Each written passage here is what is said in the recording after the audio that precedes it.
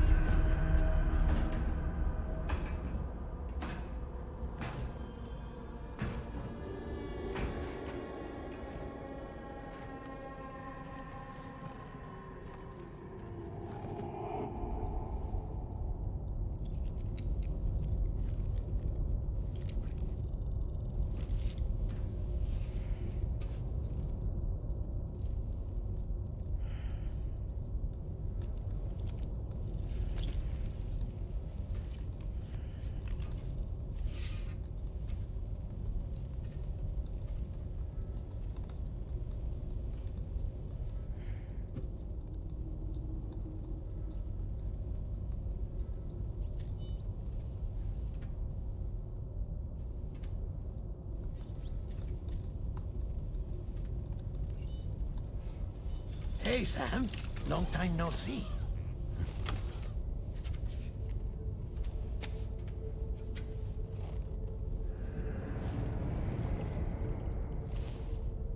It's me, your old pal, Dead Man. Dead Man? Sorry if I gave you a scare. While Hartman is off conducting his near-death excursions, I am borrowing his body. My soul is normally confined to the beach, but for 3 minutes, I get to be here. How's that possible? Because he has my heart. You're telling me that's... My parting gift to Hartman, yes. Per his request, I bequeathed it before departing on my one-way trip to the beach. He put so much stress on his own that it had grown quite weak. If and when it failed, mine was meant to serve as insurance. But as you can see, he appears to have become rather attached to my heart. His finger never far from the proverbial on switch. Which is why I've been able to assume control of his body. Come here. It's good to see you, Sam. I told you in Mexico that someone had falsified BB-28's records. But in truth, it was yours truly. My intention was to leave no trace of a second BB-28 or of Lou.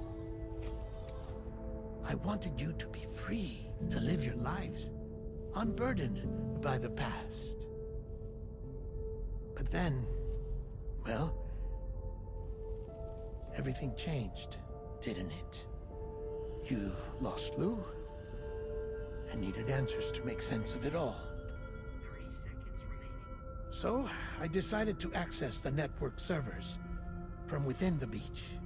Security isn't as strict over there as it is here, you see. So that was you? That's right. I am the one who dug up the information about Lou's past. Your very own Hartman was me all along. 2. Administering shock. Stand clear.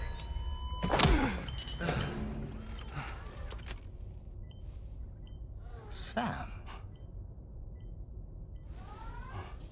What's going on?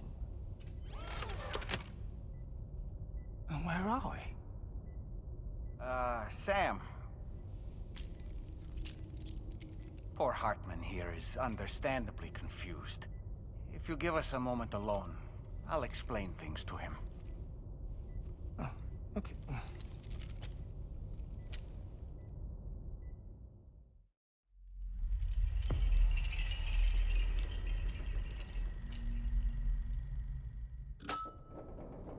Well, I've apprised Hartman of the situation. It's not unlike my own experience. A soul finds itself in a puppet, and then acts as a puppeteer. One's ka can reside in any vessel to which one has a strong attachment. Human ha or inanimate object. It makes no difference.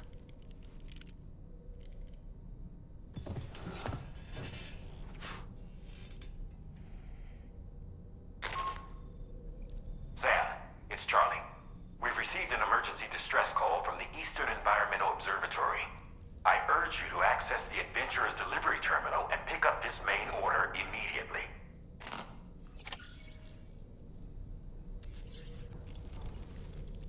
It goes without saying, but I was not born into this world with this doll as my ha.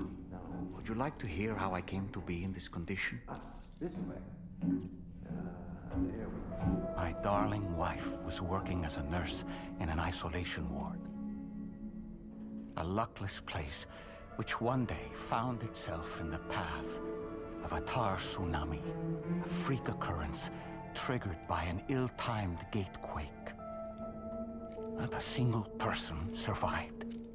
No patients, no doctors, no wife. We just have to be careful. Hold on.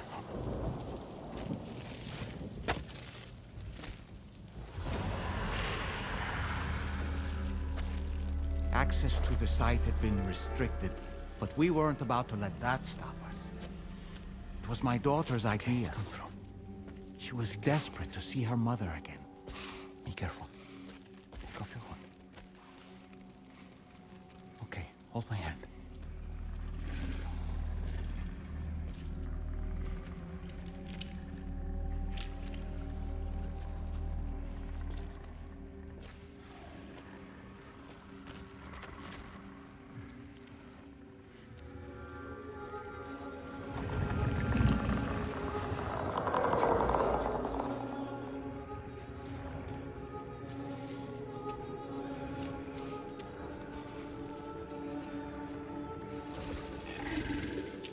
Mommy?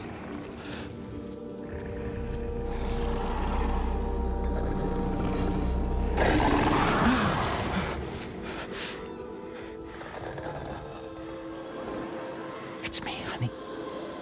It's me.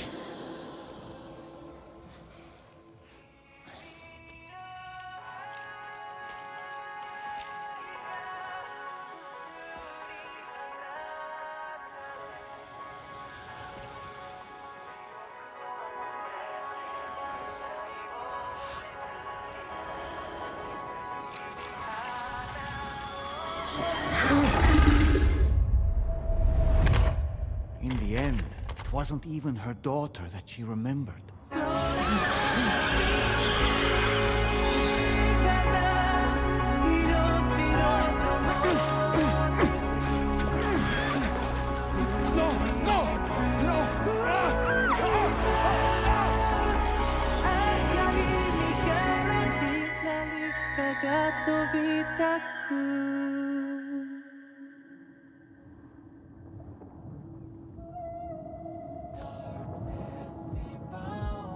Before we knew it, we were swallowed by the tar, battered against the rocks, and eventually coughed back up into this world.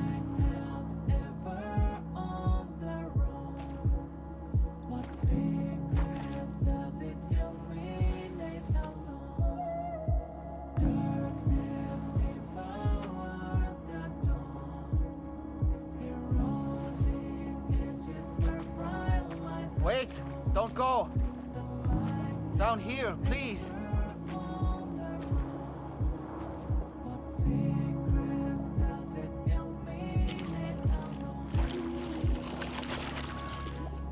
Hello, little one. You cold? Let me guess. The car of that poor girl over there? Oh, my daughter's car is long gone. I'm afraid it's just me now. She died, but for whatever reason, her soul was unable to move on because it ended up here in her doll, stuck somehow. My baby girl would have been left here all on her own. So I liberated her, forced her car out with one solid push. And she was free at last.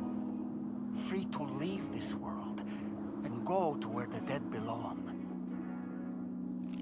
Just as I would have done had I not gotten stuck myself.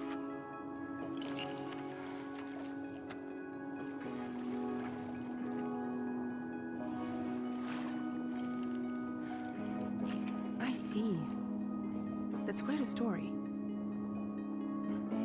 Believe it or not, I've been looking all over for you, Mr. Spirit Medium. As you can see, I'm of no use to anyone. I can't go anywhere.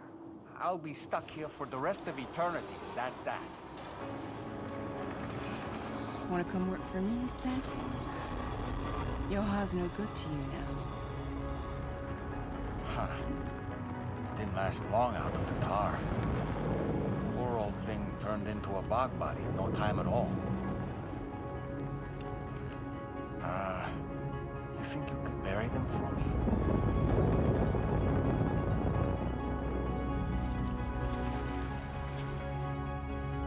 They call me fragile. What do they call you? The Taller Man, maybe?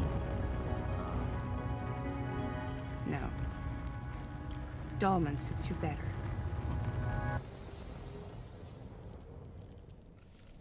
If Fragile hadn't come looking for me, I'd almost certainly still be lying in that dreadful tar bog. But your soul's trapped in that doll forever? Perhaps. But if I could break free from this thing, maybe then I can be reunited with my daughter. When that happy day might come, I cannot say.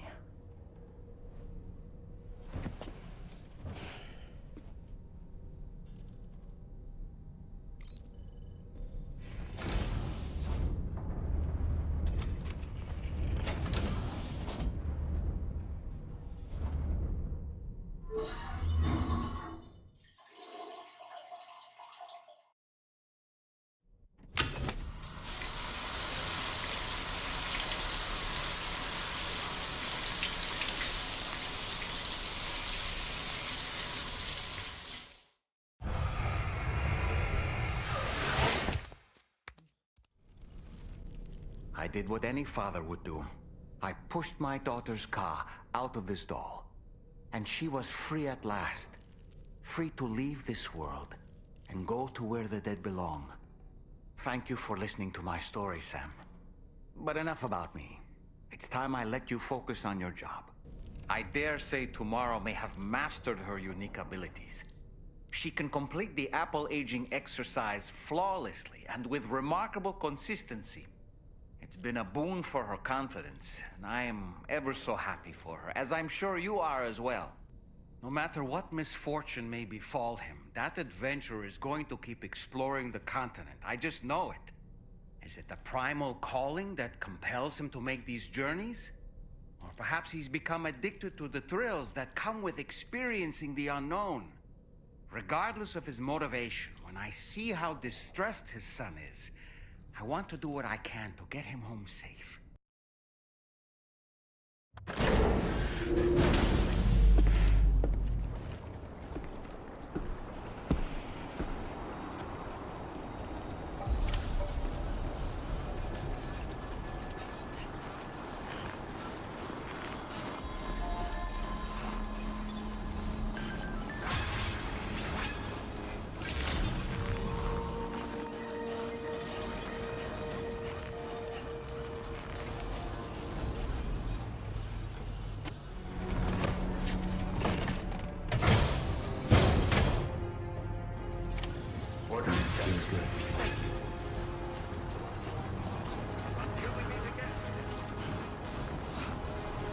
Thank you.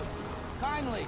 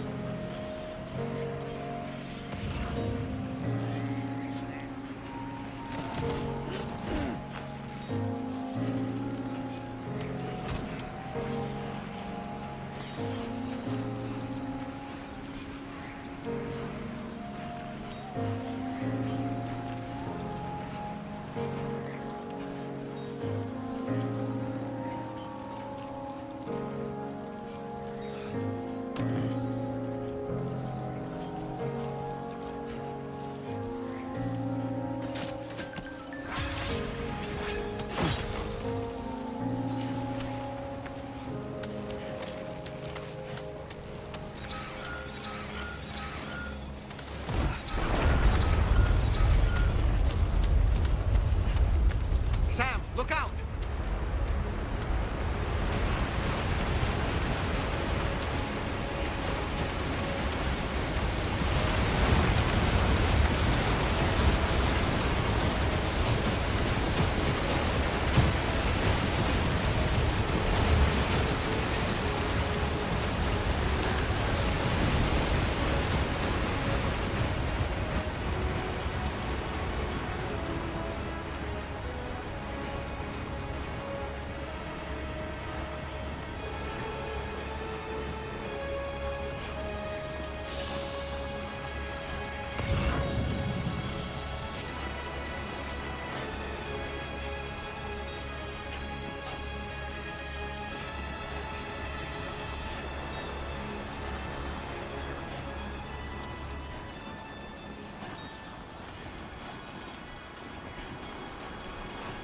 Now leaving chiral network coverage.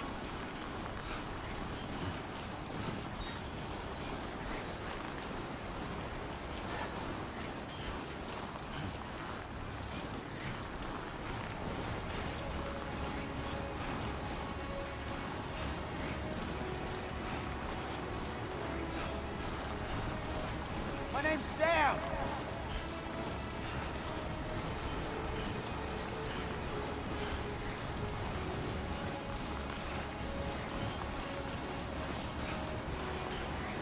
I have to say, you're looking awfully run down. Maybe you should take a sip from your canteen to replenish your stamina?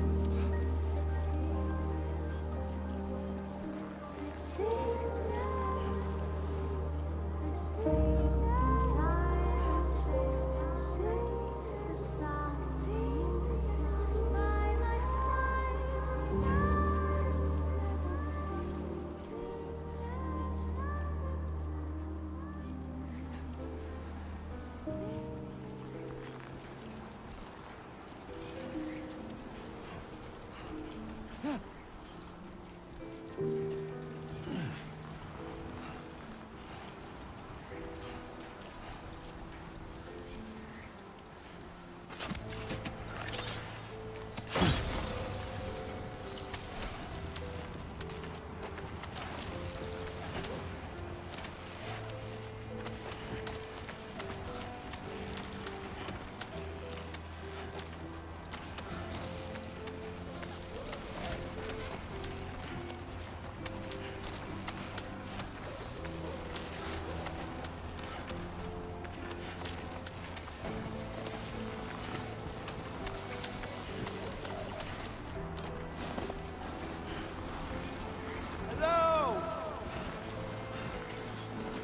My name's Sam!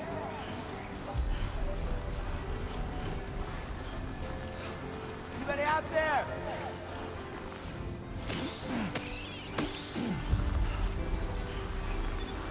Can anybody hear me?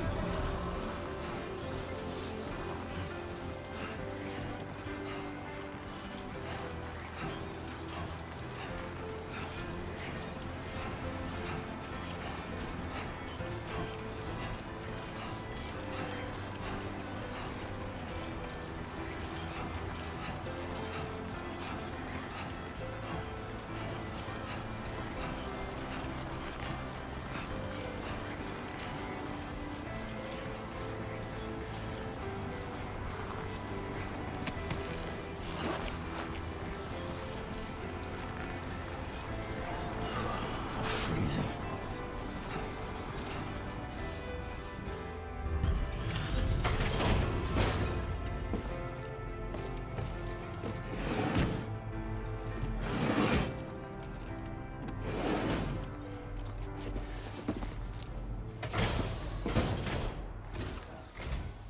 Oh. Hey, you actually made it here, huh? Or am I just imagining things? Right, right. Now check that cargo of yours. Go ahead and use your Cupid to get me online.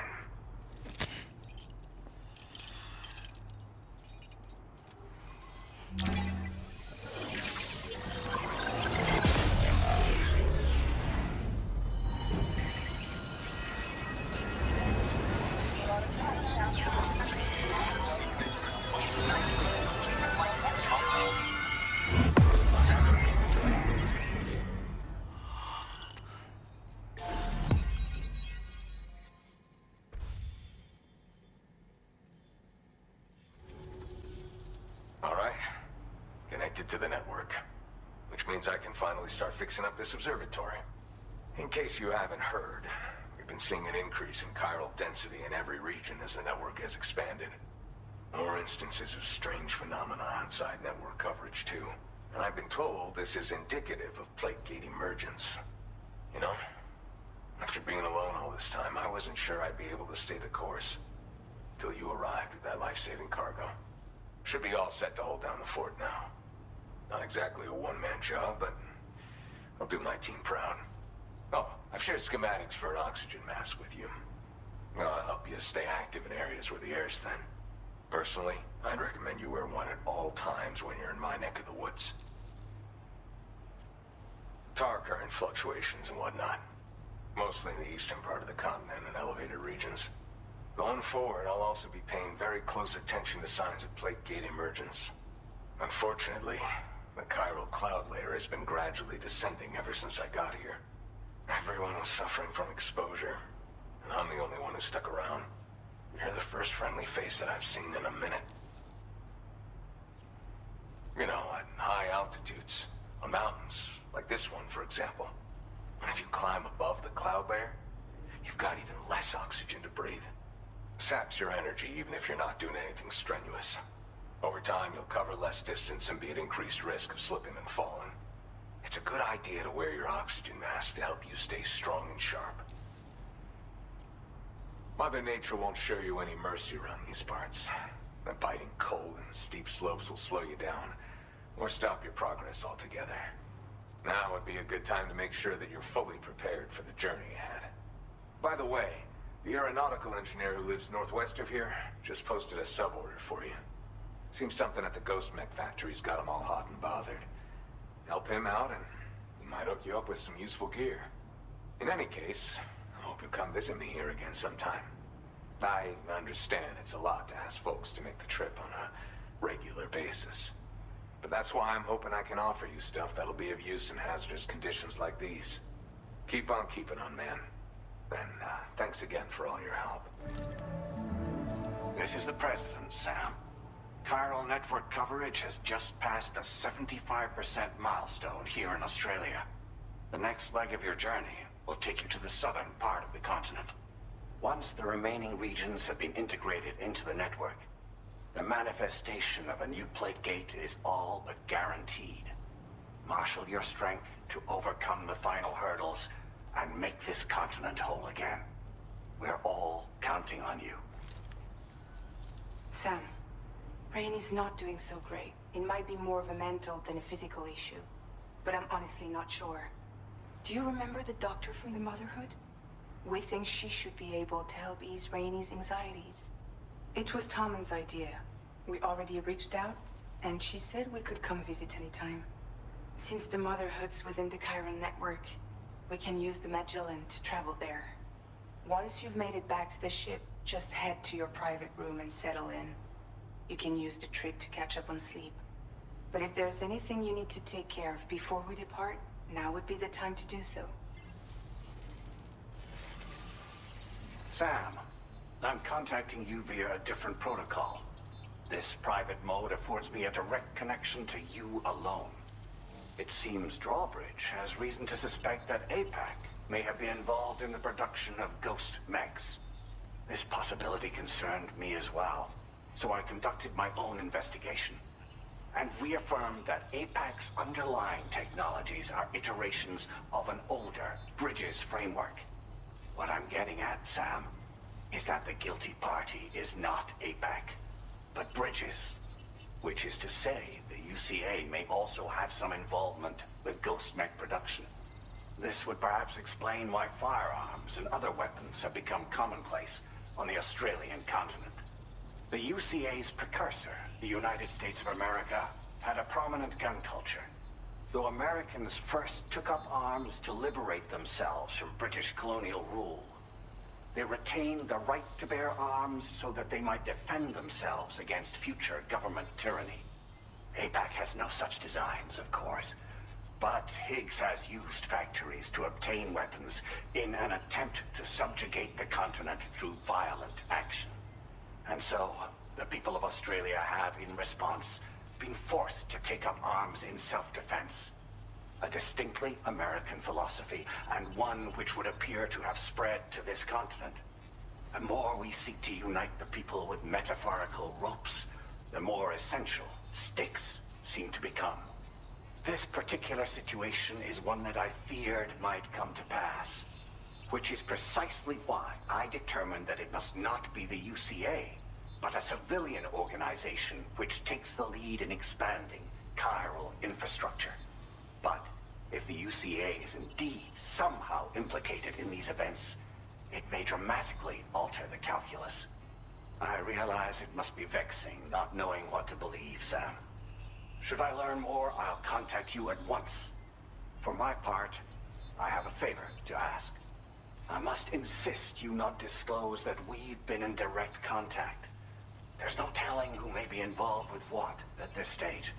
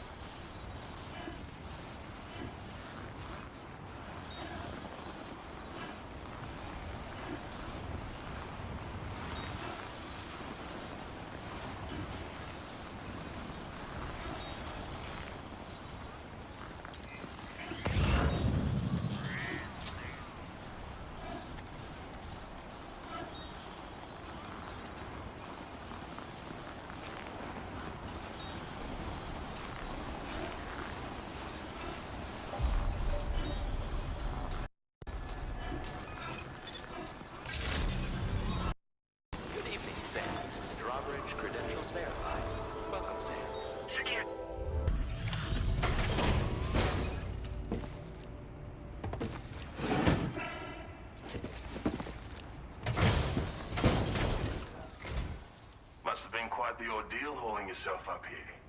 I salute your dedication. You found the cargo I asked you to recover, I presume. I'll go ahead and take stock of what you brought.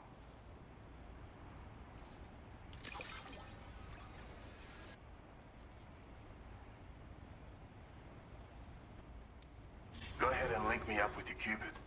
If the network's as amazing as everyone says it is, then I want in.